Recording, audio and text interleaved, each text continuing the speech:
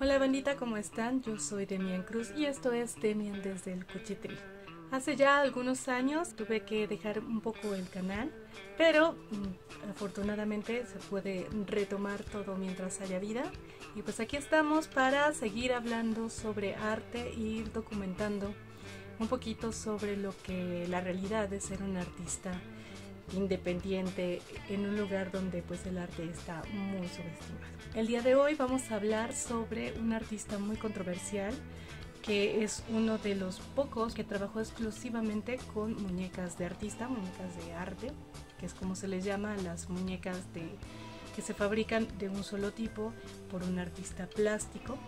Y pues bueno, su obra es muy importante, muy trascendental dentro de esta escena, pero también es muy controversial porque se habla muy poco acerca de su contexto. Hans Bellmer nace en el seno de una familia en Polonia con fuertes opiniones nazis en 1902. Desde su infancia, Bellmer sintió fuertes inclinaciones por lo oculto, por la alquimia, el misterio y el crimen. Una de las obras que más impacta dentro de su imaginario es la novela de los cuentos de Hoffmann, muy popular también para quienes estamos como interesados en las muñecas de artista, porque justamente esta es una ópera que habla sobre un científico cuya tarea es crear una autómata que retrate a la mujer perfecta. Entonces ya desde aquí vamos viendo que Hans Bellmer tenía como una fuerte fijación muy específica de la época, que tenía que ver con esta onda de crear a otros seres, ¿no? De darles vida a otros personajes. Otra referencia que va a ser muy trascendental en la vida y obra de Hans Bellmer es Alice en el País de las Maravillas, que es raro, escrita por Lewis Carroll en 1865. Y de ahí va a rescatar sobre todo el retrato que se hace de Alicia. Sin embargo, quien mayormente influiría al artista de manera muy contundente serían las teorías freudianas acerca de la magia, el temor y el deseo, recogidos en sus textos Tótem y Tabú.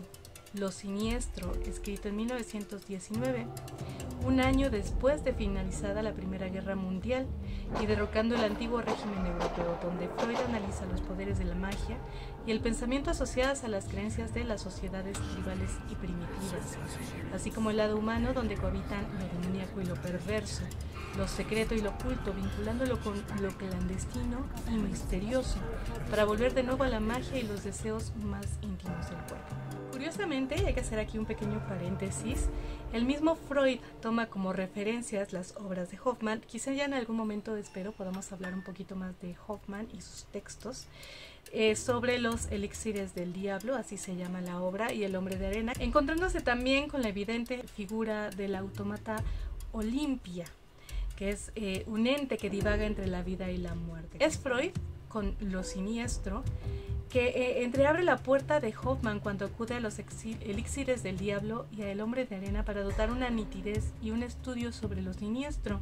La figura es una muñeca, una pupé que se balancea entre lo vivo y lo inerte, y los ojos, el filamento que todo lo enlaza y atrapa en la percepción individual.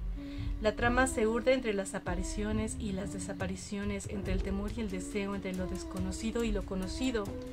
Los artistas que aquí se desplazan dialogan, acaso extrañamente para hacer visible un relato que vive de lejos. Ya es normal que dentro de la psique de los artistas, de todos los seres humanos, pues empecemos a explorar los límites, ¿no?, entre nuestros deseos más prohibidos y la realidad, mezclados con un poco de ficción hacia estos oscuros parajes, ¿no?, de lo prohibido, de lo mágico, de lo místico.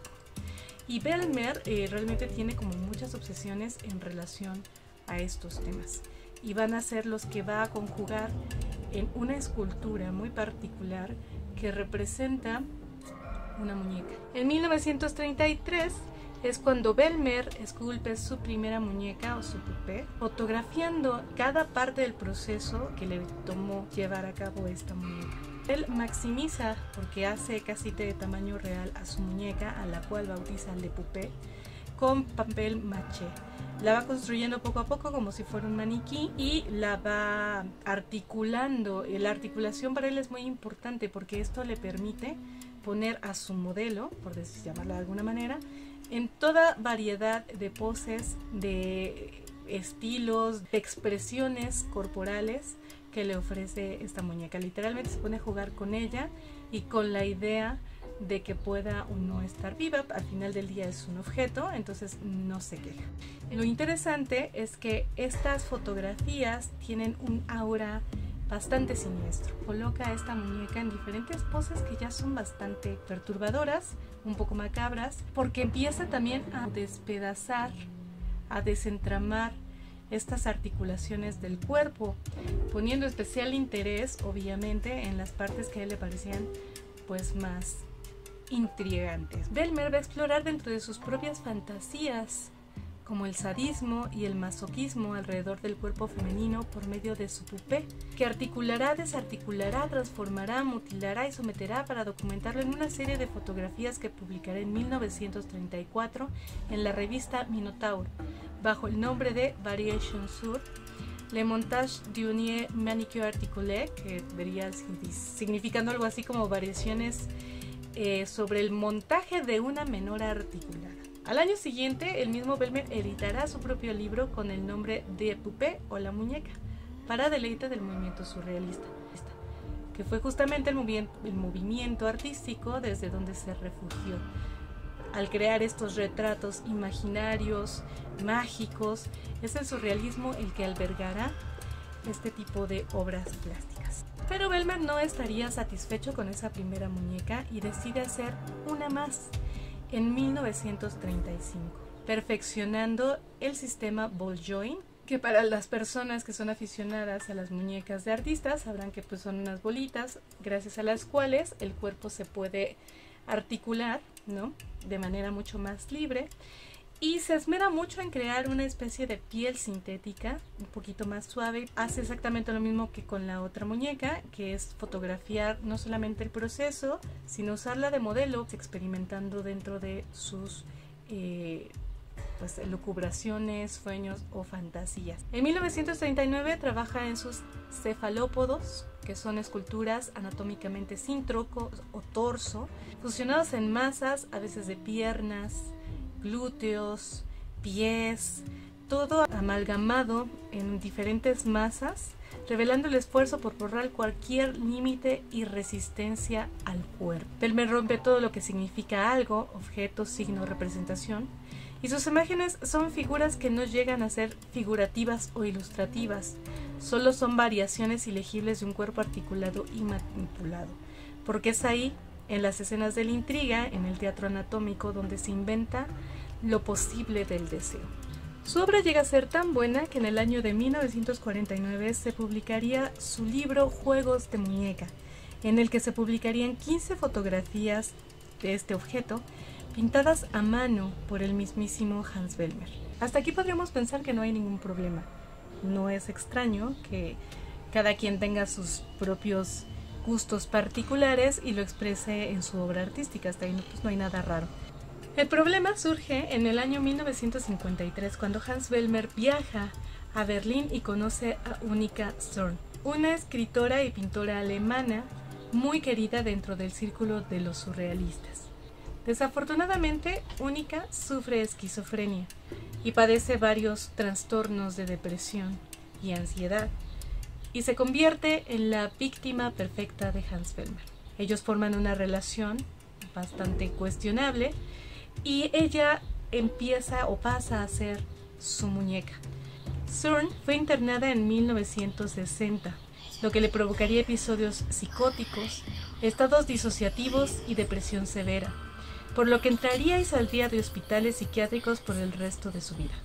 Sin embargo, no dejaría de plasmar en sus novelas y dibujos las experiencias que viviría desde su niñez hasta convertirse en amante de Bellmer, y su percepción acerca de sí misma como una especie de víctima perdida por el deseo, sumisa ante las órdenes del hombre mayor y violento. Desafortunadamente, este tipo de dinámicas es algo que todavía se vive hoy en día y de la que muchas mujeres son víctimas. Es muy cuestionable todavía aún hoy en día que se siga romantizando este tipo de relaciones entre el hombre, entre el maestro, entre el hombre mayor que ve en sus alumnas, en la Lolita, por llamarlo de alguna manera.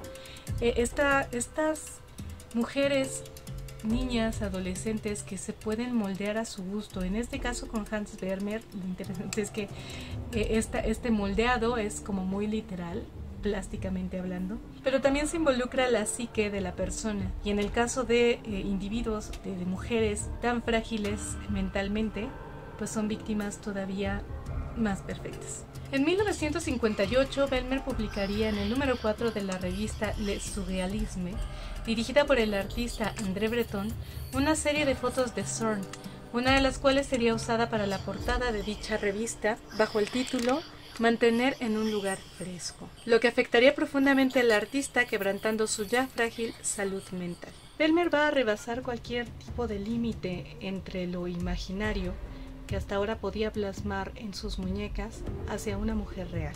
Se trata ya de una mujer de carne y hueso, transformada en muñeca. Vermeer le aplica los procedimientos anteriormente destinados al autómata. Choca contra el muro que separa a la mujer de su imagen, su carne y lo real, que reinventa con cuerdas y otros alambres para capturarlo. Desafortunadamente, en 1970, Zorn va a perder la lucha contra sus enfermedades mentales y pierde la vida.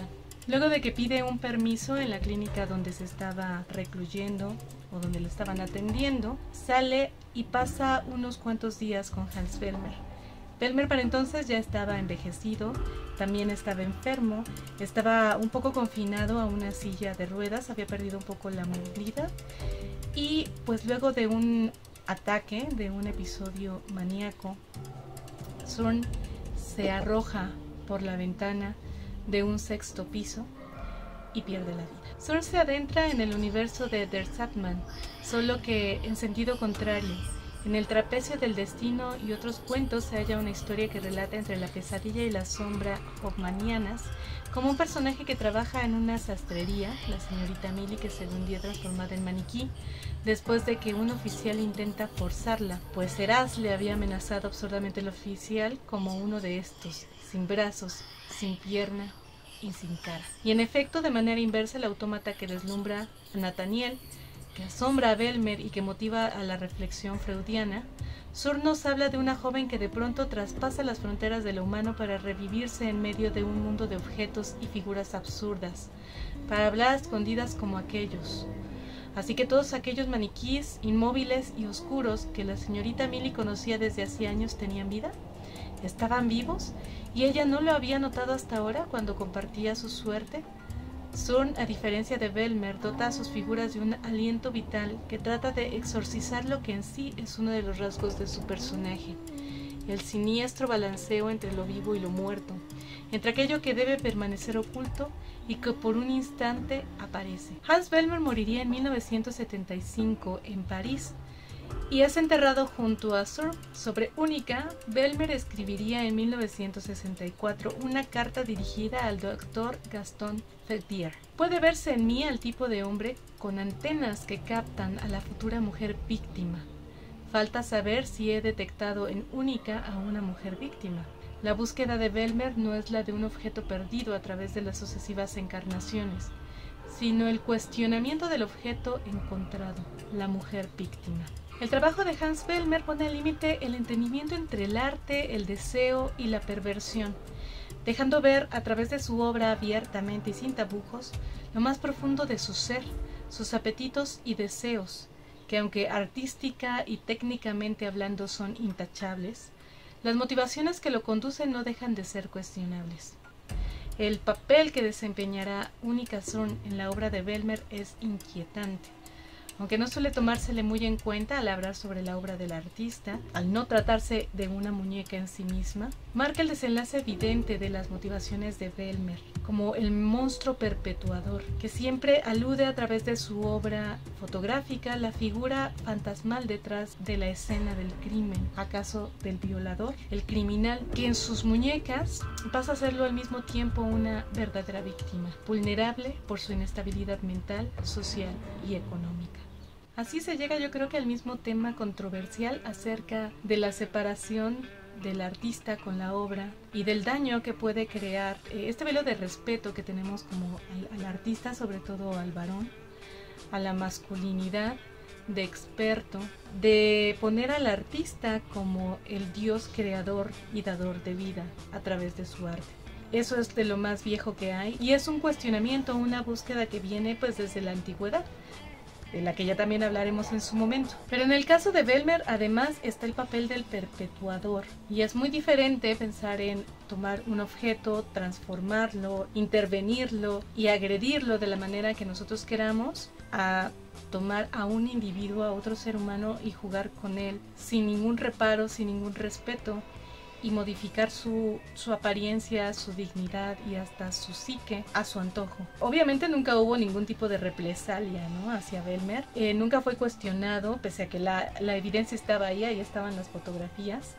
Y también todo como que las pruebas, ¿no?, de sus intenciones o sus manías o sus deseos, en cómo trataba y retrataba a estas muñecas, ¿no?, a sus pupés. Me pregunto si hoy en día sería tratado igual, ¿no? Estamos hablando de principios del siglo pasado, en un entorno en el que pues la fantasía y el machismo estaban en su apogeo total.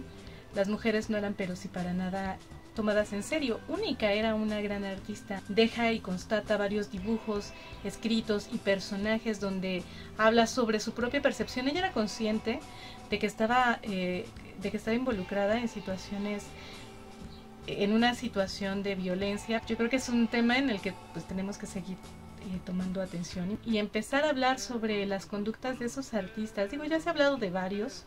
Entre ellos pues ya está Picasso por ahí y su relación tan tóxica y tan violenta que tenía con sus parejas sentimentales. No es algo raro en el arte. En fin, que personalmente yo cuando encontré su trabajo ya hace varios años, me pareció súper interesante las fotografías, y es a lo que hablábamos. Las fotografías a mí me parecen preciosas estéticamente hablando. Ese halo justo de misterio, de violencia, a mí me encanta, y yo creo que si se hubiese quedado en ese plano habría sido maravilloso. Y es ahí donde se recoge el arte, ¿no?, como esta herramienta para poder subsanar, para poder dejar que estos deseos se desfoguen de alguna manera artísticamente, haciendo una obra plástica. Yo creo que esa es la mejor forma de canalizar este tipo de inquietudes. Pero ya trasladarlos hacia otro ámbito en el que se lastima personas, pues yo creo que ahí ya la cosa tiene que ser detenida, ¿no?, y revisada, y por supuesto que también estudiada. Insisto, a mí me gustaban muchísimo sus fotos cuando las vi de primera instancia en la biblioteca de la UNAM. Ahí encontré por primera vez uno de sus libros y pude hojear un poco de su obra. Ya se las estaré pasando por aquí en el video. A mí me encanta esa estética tan macabra. Pero cuando empiezas a analizar la vida del artista y después de las cosas que hace, la verdad es cuando empiezas a cuestionarte si amerita o no seguir como respetando de esa forma a los autores. En fin, que este ha sido el video con el que quiero pensar que regreso a esta plataforma. Que tuve la fortuna de que me aceptara la UNAM para poder estudiar la maestría en artes plásticas. Entonces pues sí, absorbió muchísimo de mi tiempo, entre otras cosas. Ya si ustedes quieren chismecito pues también me cuentan y los platico, pero sí me tomó muchísimo tiempo. Entonces ahorita ya puedo recuperar un poquito del tiempo libre que tenía para poder regresar. Hay mucho de qué hablar. Bellmer me pareció un artista muy interesante para hacer un video y compartírselos en relación a esta serie que dejé pendiente, como muchas otras, acerca de las muñecas de artista y los artistas de la muñeca. Entonces, pues díganme, ¿conocían a este artista? ¿Les gusta su obra? ¿Ustedes qué opinan acerca de esta triangulación de personajes entre muñeca, víctima, mujer, muñeca? Intrigante, ¿no? Gracias por ver y nos vemos en un próximo video.